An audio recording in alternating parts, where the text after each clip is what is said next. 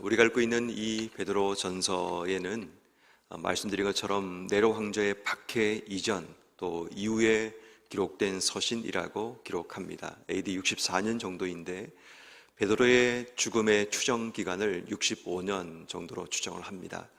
다시 말해 죽기 이전에 그가 기록한 서신이라고 그렇게 이해를 합니다. 어제와 동일하게 오늘 본문 11절 말씀에 보면 거류민과 나그네 같은 너희여 라는 말씀으로 본문이 시작됩니다. 다시 말해 핍박 가운데 있는 성도들, 나그네처럼 또 떠나가고 또 피하고 도망쳐야 되는 그런 운명 속에 있는 그런 성도들에게 주는 메시지라고 볼 수가 있습니다. 그렇지만 그들에게 분명히 따라야 될 인생에 따라야 될 롤 모델이 있고 그들이 누구처럼 이 땅의 삶을 살아야 되는가를 오늘 성경은 말을 하면서 11절 말씀에 이렇게 얘기를 하죠. 이를 위하여 너희가 부르심을 받았으니 그리스도도 너희를 위하여 고난을 받으사 너희에게 본을 끼쳐 그 자취를 따라오게 하려 하셨느니라 라고 얘기합니다. 비록 그들이 핍박 가운데 도망치고 힘겨운 삶을 살아가고 있다 할지라도 그들이 따라야 될 인생의 자취가 있는데 그게 바로 그리스도라는 것을 분명히 이야기합니다. 왜냐하면 그분도 고난 가운데 살아가신 분이기 때문입니다. 다시 말해 우리 인생의 롤 모델이 있다는 것은 누구를 따라가고 어떻게 살아야 되는가를 우리에게 분명히 알려준다는 면에서 고난당하신 예수님이 고난당하고 있는 성도들에게 아주 중요하다는 것을 말씀하는 겁니다. 그런 의미에서 22절 이하의 말씀에 보면 그 예수님께서 어떻게 고난 가운데 살아가셨는지를 분명히 소개합니다. 그 가장 먼저 죄를 범하지 아니하시고 그 입에 거짓이 없으셨다라고 얘기합니다. 고난 가운데 살아가시는데 그분의 삶의 행적을 보면 악을 행하지 않고 죄를 범하지 않으시고 또 거짓을 하지 않으셨다라는 겁니다. 지금 위험하고 어려운 상황들이 발생하게 되면 결국 거짓말을 통해서라도 위기를 모면하고 또 자신이 살기 위한 여러 가지 많은 방법들을 찾아가는 것이 사람의 가장 기본적인 본능입니다. 그런데 예수님께서 보이신 삶의 모습은 거짓을 행하지 않으시고 죄를 범하지 않으셨다라는 겁니다. 비록 고난 가운데 있고 쫓겨다녀야 되는 힘든 삶의 상황 가운데 있다 할지라도 고난당하는 자가 기억해야 될 중요한 한 가지 원칙은 죄와 싸우라는 겁니다. 죄와 타협하지 말라는 겁니다. 그리고 그 뒤에 보면 사람들을 어떻게 대하는가를 말씀하시면서 23절 욕을 당하시지만 맞대어 욕하지 않으시고 고난을 당하시지만 위협하지 아니하시고 공의로 심판하시는 이에게 부탁하셨다라고 얘기합니다. 다시 말해 상대가 나에게 어떤 행동을 하느냐에 따라서 우리의 삶의 행동이 바뀌는 것이 일반적인 우리의 삶의 모습입니다. 상대가 나를 공격하면 나도 상대에게 공격하고 상대가 나를 미워하면 나도 상대방에게 미움을 드러내는 것이 일반적인 삶의 모습입니다. 그렇지만 예수님께서는 우리를 욕하는 자에게 욕으로 갚지 않으시고 때로는 우리를 고난을 주고 힘겹게 하는 자에게 우리도 맞대어서 위협하며 나는 그렇게 쉽게 당하지 않는다라고 그렇게 대항하지 않으셨다라는 겁니다. 대신에 주님께서 하신 일은 뭐냐 하면 공의로 심판하시는 바로 하나님께 부탁하셨다, 기도하셨다라는 것을 보게 됩니다. 자기 스스로도 죄를 짓지 않으시고 죄의 공격이 찾아올 때 그것에 맞받아 치거나 공격하지 않으셨다라는 모습을 보이고 있습니다. 그리고 24절 이하의 말씀에 보면 친히 나무에 달리셔서 그 몸으로 우리의 죄를 담당하셔서 다시 말해 그분께서 고난 가운데 어떤 유익들을 만들어내셨는지 어떤 결과를 만들어내셨는가를 소개하기를 비록 고난 중에 있었지만 우리의 죄를 담당하셨고 그 뒤에 보니까 죄에 대하여 죽고 의에 대하여 살게 하려 하심이고 채찍에 맞음으로 너희는 나음을 입었다. 고난을 당하셨지만 그 고난을 통해서 우리 인생 가운데 놀라운 결과를 만들어내셨다는 것을 이야기하고 있는 겁니다. 다시 말해 고난당하는 성도들에게 너희가 누구의 자취를 따라가며 어디에 롤 모델을 삼고 인생의 삶을 살아야 되는가를 분명히 알려주면서 너희도 고난 가운데 이런 어려움과 문제를 따라 만나게 되면 이렇게 살아야 된다라는 말씀을 하는 겁니다. 그래서 오늘 성경 말씀에 이렇게 얘기를 하죠. 11절 말씀을 보십시오. 고름인과 나그네 같은 너희를 권하노니 영혼을 거슬러 싸우는 육체의 정욕을 제어하라. 육체의 정욕은 뭐냐 하면 죄의 본성, 죄의 욕망들을 이야기합니다. 영어 성경을 보아도 죄된 욕망이라고 표현하고 있습니다. 다시 말해 죄와 싸우라는 겁니다. 죄에 타협하지 말라는 겁니다. 우리 인생 가운데 다가오는 고난과 어려움 때문에 죄를 당연하게 여기지 말라는 겁니다. 고난의 문제는 고난의 문제이고 죄의 문제는 죄의 문제라는 겁니다. 우린 자주 어려움이 찾아오면 이 정도는 괜찮겠지라고 타협하며 적당하게 인생의 삶을 살아갈 때가 있습니다. 지금이 긴급한 상황이고 힘든 상황이니까 이 정도는 괜찮겠지라고 생각하며 살아갑니다. 여러분, 예전에 그 이경규 씨가 진행하던 양심 냉장고인가요? 뭐 그런 프로가 있었습니다. 그러니까 한밤중에 사람들이 주차선을 지키고 서는가를 이제 확인하기 위해서 밤새도록 이제 기다리고 있는 겁니다. 그런데 안타깝게도 그 당시에 우리나라의 국민 의식 수준 자체가 주차선을, 그 정차선을 보면서도 그냥 다 지나갑니다. 신호등이 빨간색이지만 그냥 다 지나가는 겁니다. 왜? 밤 시간이고 아무도 없는 시간이고 지금은 아무런 문제가 없다라는 겁니다. 그런데 놀랍게도 새벽 4시 정도인가 이제 그 시간에 또다시 이제 빨간불이 되었고 이 정차선에 사람들이 지나가지 않고 다 지나가고 있는데 한 대의 차량이 서게 됩니다. 그 선 사람은 장애인이었습니다. 그리고 이제 달려가서 인터뷰를 하는데 그분이 이렇게 얘기합니다.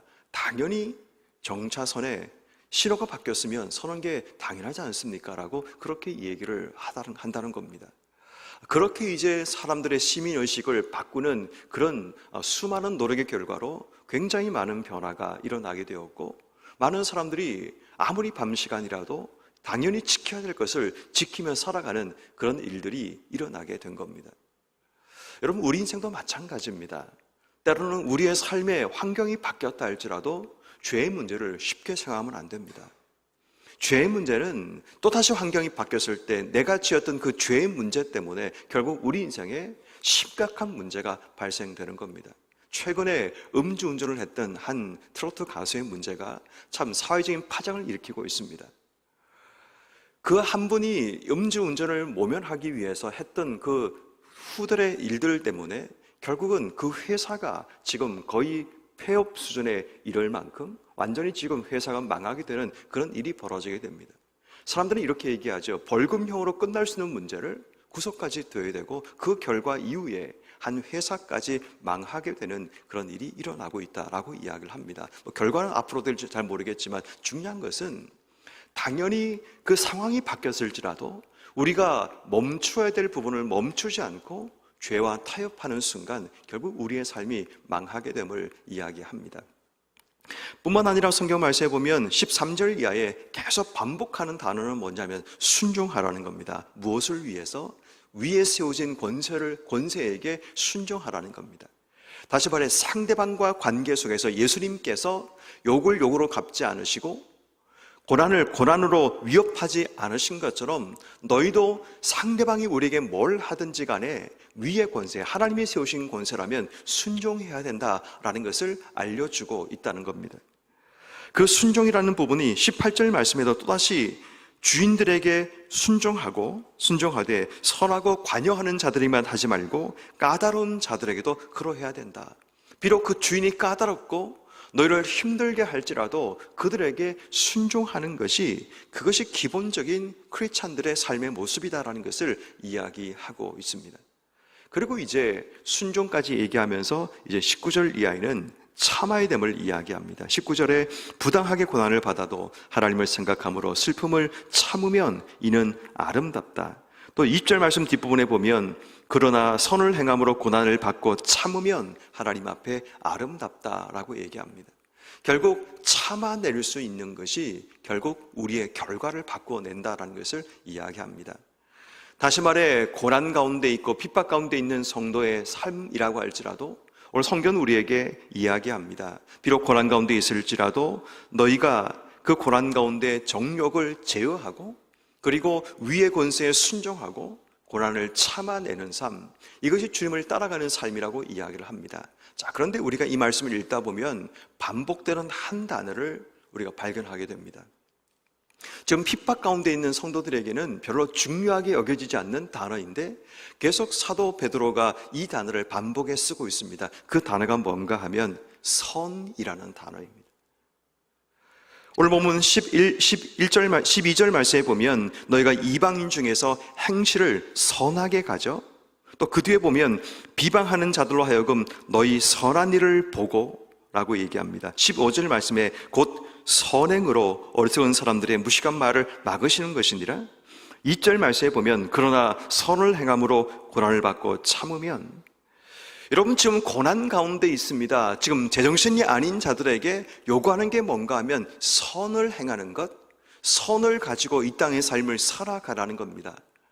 악을 해가지 않는 것만 해도 잘하는 겁니다. 그런데 지금 사도 바울이 요구하는 부분은 선으로 악을 이기라고 말을 합니다. 선을 행함으로 하나님의 아름다움을 너희가 누구인가를 이 땅 속에 드러내라고 이야기를 합니다. 여러분 여기서 우리는 중요한 한 가지를 보게 됩니다.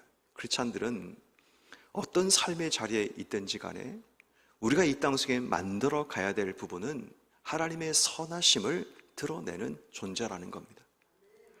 우리의 삶이 비록 최악의 상황에 도달했다 할지라도 그 삶의 자리에서 우리가 추구하고 우리가 꿈꿔야 될 삶의 방향이 하나님의 선을 드러내는 것이라는 겁니다. 이것은 상황과 상관없이 크리스찬의 기본적인 의무이자 삶의 모습이어야 된다는 거죠. 이것이 그리스도께서 우리에게 보여주신 삶의 자치임을 분명하게 우리에게 말씀하고 있습니다. 그러므로 여러분, 오늘 우리가 하나님 앞에 기도할 때 기도해야 될 중요한 기도 제목이 바로 여기에 있습니다. 우리의 삶의 상황은 계속해서 바뀝니다. 어떤 경우는 괜찮은 상황이 주어지기도 하고 또 인생의 전성기처럼 최상의 조건들이 주어지기도 하고 때로는 바닥을 치는 고통과 어려운 상황 가운데 서기도 합니다. 그런데 여러분 그때마다 우리가 기억할 수 있는 중요한 한 가지는 하나님의 선을 이 땅 속에 드러내야 될 존재라는 겁니다. 그래서 오늘 성경 말씀에 보면 계속해서 사도 베드로는 그 선이라는 단어와 함께 하나님의 부분을 연결하고 있습니다. 그래서 12절 말씀에 너희 선한 일을 보고 오시는 날에 하나님께 영광을 돌리게 하려 함이라. 우리가 하나님께 선을 행함을 통해서 하나님께 영광이 되고 16절 말씀에 그 앞에는 15절과 연결하게 되면 그렇게 우리가 선행으로 살아가게 되면 하나님의 종과 같이 이 땅 속에 드러나게 되고 17절 말씀에 우리가 하나님을 두려워하고 왕을 존대하게 되면 우리의 삶 속에 하나님이 드러나게 됨을 이야기합니다. 19절 말씀에 하나님을 생각함으로 슬픔을 참고 그것이 아름답다고 말하고 있고 20절 말씀에 선을 행함으로 고난을 참고 나가면 하나님 앞에 아름답다라고 얘기합니다. 우리가 이 땅 속에 선을 행해야 될 이유가 뭐냐면 하나님께 영광이 되고 하나님의 아름다움이 우리의 삶을 통해 드러나기 때문입니다. 다시 말해 고난 가운데 있다 할지라도 그렇지 않다고 할지라도 우리의 삶을 통해 하나님이 드러나는 것, 이것이 우리가 해야 될 삶의 본질입니다. 그래서 우리가 비록 고난 가운데 있을지라도 선을 행할 준비를 하고 선을 행하기 위해서 살아가는 삶이 되어야 되는 겁니다. 그러면 성도 여러분, 오늘 하루 우리가 어떻게 살아가야 될까요? 우리에게 이미 먼저 보이신 예수 그리스도라는 자체를 따라가는 삶을 기도해야 됩니다. 어떤 상황이 있든지 간에 우리의 삶에 따라가야 될 삶의 모범은 바로 예수님이란 사실을 기억하고 고난 가운데 있다면 고난 가운데 살아가신 예수의 자체를 따라가시고 또 일반적인 삶의 자리에 서 있다면 일반적인 삶의 자리에서 예수님께서 무엇을 위해 살아가시는가를 따지며 생각하며 우리가 그분을 따라가야 됩니다. 뿐만 아니라 우리 인생의 고난 가운데 던져졌다 할지라도 소극적으로 도망치는 삶으로 끝나는 것이 아니라 오늘 성경은 우리에게 적극적인 삶을 요구하고 있습니다. 선을 행하라는 겁니다. 그냥 참고 그냥 제어하고 그냥 견뎌내는 삶으로 끝나는 것이 아니라 동격적으로 나가라는 겁니다. 선을 행하라. 더 적극적인 하나님의 영광을 드러낼 수 있는 선을 만들어내라는 겁니다. 그 결과가 뭐냐면 우리의 삶을 통해 하나님의 아름다움을 세상 속에 보여주는 삶을 살아가는 것입니다. 그러므로 오늘 우리의 삶이 어떤 형편에 있든지 간에 하나님이 나를 통해 드러나고 하나님의 아름다움을 보여줄 수 있는 우리의 삶이 되기 위해서 기도하고 또 준비하시고 나가시는 여러분 모두가 되기를 주의 이름으로 축원합니다.